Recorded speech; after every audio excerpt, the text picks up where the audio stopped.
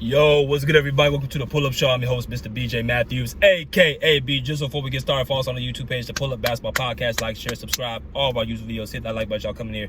Hit the share, subscribe, hit that Cash App, $SlickRick1991 son, and our Venmo at BJ/MATGWS/1. Let's get it popping. All right, so first thing is first, shout out to my boy Adam Oslin for, Clippers Talk this morning on this show. I put that on my community post. If you guys have not saw that video, we had a live interview, me and Adam, on the show.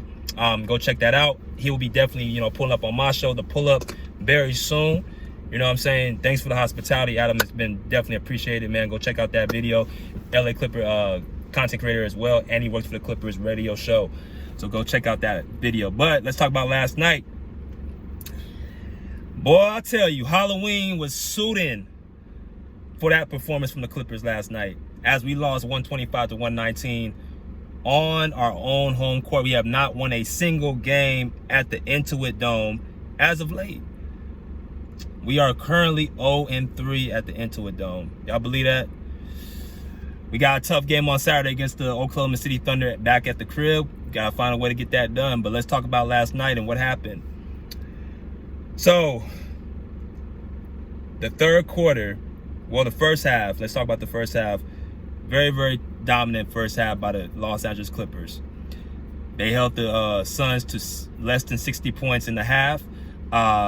They scored 52 points at the halftime. We had 70 points. We scored 70 points in half. We had the energy that was going. The place was rocking into a dome. All that good stuff was going on. We go into the locker room feeling good about ourselves. And we hit the first basket coming in the third quarter, as a matter of fact, in the second half. First blood we draw. And we scored 52-72. And then one of the most bizarre things happened, literally, that I think I've ever seen. The Phoenix Suns presumed to make 15 shots in a row in the third quarter in the second half. Something that I think is a record in NBA modern day history. Now, you guys can see my point where this is going now. It's that you score 15 buckets in a row, 2s and 3s, a team like Phoenix, what happens next? They close the game little by little by little to the point where, boom, they take the lead and they end up winning the game in the fourth quarter. So what happened? Let's talk about it. I feel like I'm a broken record, and we're going to have to decide on some things. Yesterday was the first game I can say the James Harden system really was found out before our eyes. I watched the game 2-3 separate times after last night.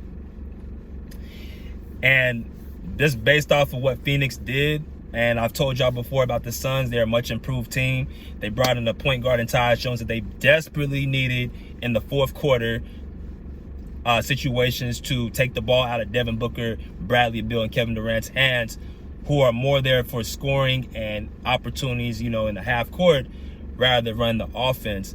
They gave Tyus Jones the responsibility primarily to handle the rock and not turn the ball over and make sure guys are in their spot. So big pickup for them. As well, they picked up some size to help Kevin Durant not to be the only guy protecting the rim. And they picked up some gritty guys with Royce O'Neal. They picked up that other dude, I can't remember I think his name is Dunn. Right, he was pretty big for them last night. He was a rookie. He's a scrappy player and he can hit 3-point shots. They picked up some size to help KD not to be the primary rim protector. So they are definitely a team that you guys can see. Excuse me, I had a call. They're a team that you guys can see that is going to be much improved. I got the Suns at somewhere in the 5th and 6th seed this year in the West. But that's enough for them. Let's talk about what happened to us. Man. Where do I start? James Harden, the system. He came in media day last year in October, around this time, and he said that I am a system. I've told y'all before, we're gonna have to make a decision how to balance off the James Harden system and the LA Clippers system. I'm gonna explain this one more time between the two. The James Harden system, primarily in a nutshell, is James Harden having the highest usage of the basketball, determining who gets the ball, when they get the ball, and how they get the ball, while being able to shoot the ball whenever he wants to shoot the ball, and he wants to be able to be the primary orchestrator. That's the James Harden system. If you can shoot threes, if you can roll to the basket, if you can catch lobs, you can fit in the James Harden system. When it works, it looks very good. When it doesn't work, it looks very bad. Hate it or love it. That's what you have to look at when you look at that type of system. So when you have that to go to and teams figure that out, you must have a counter to be able to shield that. And that's where the Clippers system comes in, where you have more defense turning into offense, transition play, sharing of the basketball, cutting, and not one primary guy controlling the offense single-handedly. It's a good problem to have, but it's a problem in itself that the Clippers need to really figure out and tap into. So let's start with the bench. Let's start with what happened last night in particular. Each game is different. Every game ain't going to be the same. All the same players ain't going to be playing the same amount of minutes. Last night, we saw guys that, played the game before against Portland that we didn't see last night. Amir Coffey's one of them. 27 minutes against Portland, 13 minutes against Phoenix last night. I continuously echo this about Amir Coffey. He is our best two-way player. He is not a one-way guy. He is 6'7", he's athletic, he can score, and he seems to be getting more and more confident playing. You can put him aside anybody on the court. A two-way player belongs on the court at all times. Give him 20 minutes at least every single night, because there's no way you can really exploit him unless you put him on the wrong defender, which is somebody that's, a little bit quicker and faster than him or a little bit taller than him. If you put him at the position, at the 2-3 position, he should be perfectly fine. He got 13 minutes last night. That's something that you want to bump his time up. You got Kevin Porter Jr. had 14 points, shot 5 for 10 from the field. He had probably his best offensive game last night. Unfortunately, though, still the turnovers are going to be a problem. Like I said, I'm giving KPJ time to fix that. I was talking to Adam this morning about that. I don't think it's an aggression problem. I don't think it's a skill problem. I don't think it's a measurement problem. I think it's an IQ problem with KPJ. Him playing for a bad team against Houston with no expectations just a couple seasons ago. When you play for bad teams, you don't really know how to play basketball. That's why they're bad teams. He's what I call a hooper. He is a hooper, a person that can go out and play and get buckets at your playground, or at a regular game or a pickup game. He's a hooper. He can get buckets. He's not a basketball player, meaning his IQ is not high enough to understand how to really read defenses and read them well, and that may be a tribute to his age. But James Harden, I'm calling you to step up and actually mentor this kid, because he has all the tools, but he still needs the IQ, right? So I'm not giving up on KPJ for y'all saying bench him for this, that. He's only played 6 professional games overseas last year, and he only played 4 games this year with the Clippers, or 5 now. Give him some time. That's KPJ. And if you guys seen last night where we lost the game was in the third quarter, rotations. Every game is different. You got a situation where Kevin Durant and Devin Booker, primarily Devin Booker, got hot. He had 40 points last night. You have to cool that off quick, fast, in a hurry. We've seen Devin Booker do this before to us. If he gets hot and he doesn't take him long to make shots. He got on a heater like no other in the third quarter. So when you got that going on, you have to make sure you have the guy who guards him the best at his hip at all times. Who's that guy? Terrence Mann.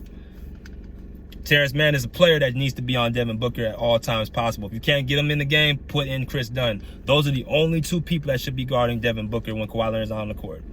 Notice I didn't say Amir Coffey. Notice I didn't say Derrick Jones Jr., who are also good defenders. They're too tall, and they're too far away from the ground to deal with Devin Booker, who's closer to the ground, who can actually dribble right past him and dribble around him.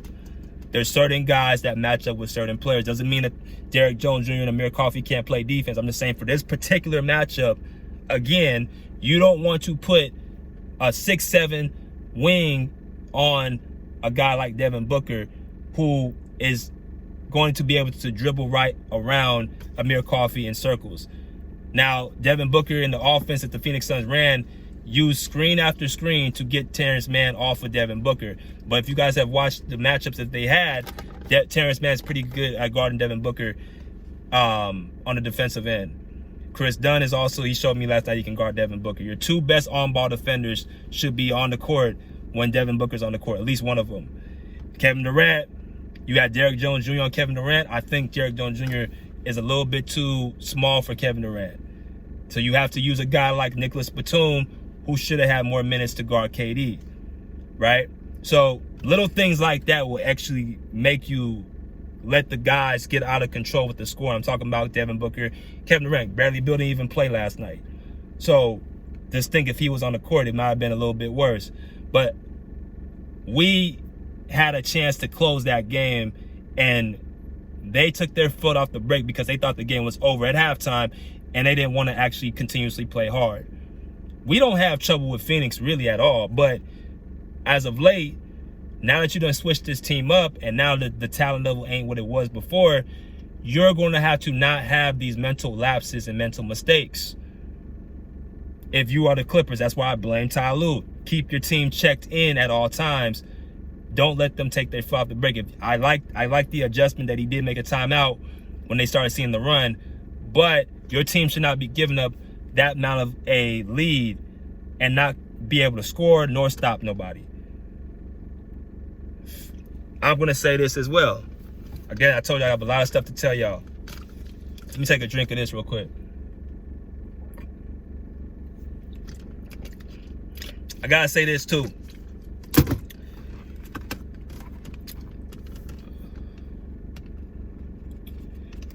What does Zubac have? He had 22 points.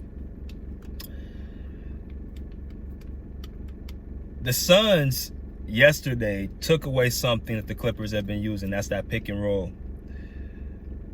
James Harden and Ivica Zubac have one of the top 5 scoring duos, believe it or not, the first 5 games of the season throughout the entire NBA. Not the Western Conference, not the Pacific Division, the entire NBA.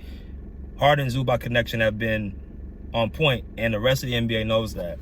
So what Mike Budenholzer done, who's also a great defensive coach, said, okay, well, let's make this adjustment. Let's see what happens when James Harden can no longer do that pick and roll so easily with Zubac. How do you take away the pick and roll?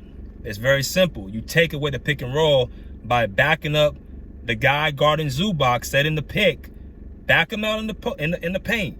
Because Zubac, once he rolls to the back, he's going only one way to the basket. Because Zubac can't pick and pop, he can't pick and shoot, so he's only going to the basket. That's what the defense knows. So it's almost like a zone.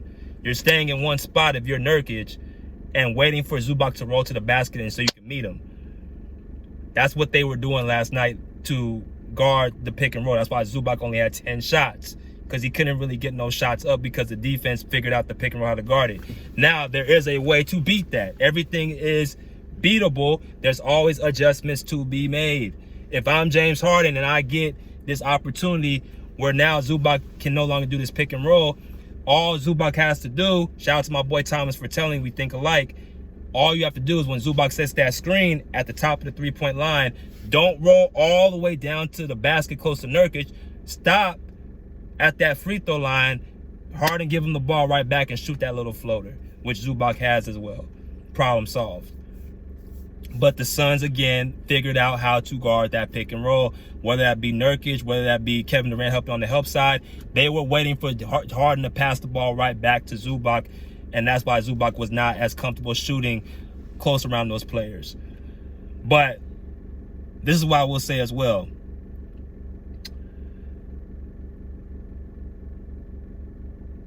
We have to establish something with James Harden. And I think people need to understand this. James Harden is a player that obviously doesn't have Kawhi, doesn't have Paul George. We don't have a closer, and I'm going to say this again. We don't have a closer. We don't have a closer. And asking Harden to close is not going to work because he's busy trying to score the ball, trying to assist the ball, trying to rebound the ball. run the offense. By the time he gets to that fourth quarter, his legs are pretty much tired. And if you guys have watched over the last few games, he's missed free throws in key moments. He had 25 points. He had 10 rebounds, 10 assists, 2 steals, and 2 blocks. He did not shoot the ball efficient. He had 6 turnovers. That's another thing, too. He has too many turnovers because of his fatigueness and his usage rate. Steph or Ty Lue or somebody has to take the ball out of James Harden's hands so he can rest and not to exert himself so much on the offensive end, which leaves more tank towards the end of the game. Something is going on when this guy is giving you all that production, yet it's still a close game. It's still where we're coming down to the wire, game in and game out. If we have the defense to offhold these teams, and you got James Harden, our best offensive player, scoring and assisting the Brock, how is it that we're scratching and clawing in these games? I said Zubac, Norman Powell, James Harden should be the hierarchy for scoring baskets. Everybody else goes below that. Yesterday, Zubac had 10 shots. Norm had, I think, 21 with 23 points, and I think James Harden had 18 shots. They are trying to go simply outside in instead of inside out. That's what the strategy has been with the Clippers, and they've lost every single game when they try to get the shots to Harden and Norman Powell over Zubac. That's the bottom line, because there's a low efficient shots, vice versa, getting the ball inside and letting the defense collapse on Zubac so he can kick it out to open players or use his skill set as well to score around the basket in a high efficient shot. Again, 9 for 10 Zubac shot yesterday.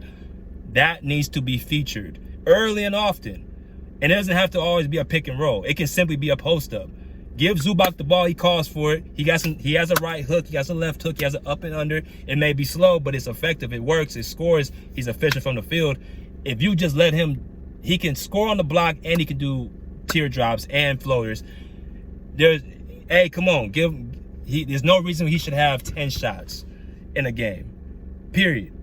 I don't care what defense they do, because Zubac, he can do everything except shoot mid-range shots or three-point shots consistently. That's all it comes down to Zubac. He can do everything else on the court, believe it or not, in the paint. There's no way this man should have 10 shots. But it's like I told y'all, bro, the closing part is what we don't have. We don't have a closer. Paul George is on this team instead of, I don't want to say this, and I hate to say it like this, but Paul George, if Paul George is on the court and we, for whatever reason, have James Harden, we're 4-1 right now. You know why? Because each game has came down to the wire. Phoenix twice.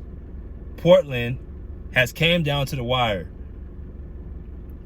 Paul George has closed many games for the Clippers. Last year, he closed many games. He plays both ways of the ball. He's not going to get exploited on defense. We're 4-1 or 5-0 with Paul George. Right now, we're 2-3 with James Harden. Kawhi Leonard, obviously, is a closer as well. So he would have closed the deal as well. Like, you need those type of players. Suns had that. They had Devin Booker and they had Kevin Durant. In the half court, when the game slows down, you have closers. Zubac, I can't really trust him to close because he can't hit free throws consistently. He's a 60% free throw shooter around there for his career. He's not a free throw shooter. So, unfortunately, there's a lot of holes in this, predicament.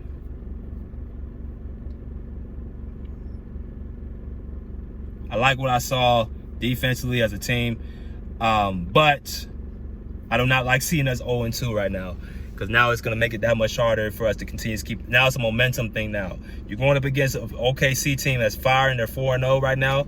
They're going to come in, SGA is going to come in, try to be who he is, and that whole Clipper, you know what it is. Like, it's going to be a tough game on Saturday, but if they at least try to lock in on defense and, try to make it competitive, we'll see, anything can happen. But I just didn't like how we, played last night, and hopefully we can turn up the next game. But y'all continue to subscribe to the Pull Up Basketball Podcast. Check out the interview with me and Adam this morning on Clippers Talk. Until next time, pull up a seat, pull up a chip, live pace, out of here like swimwear.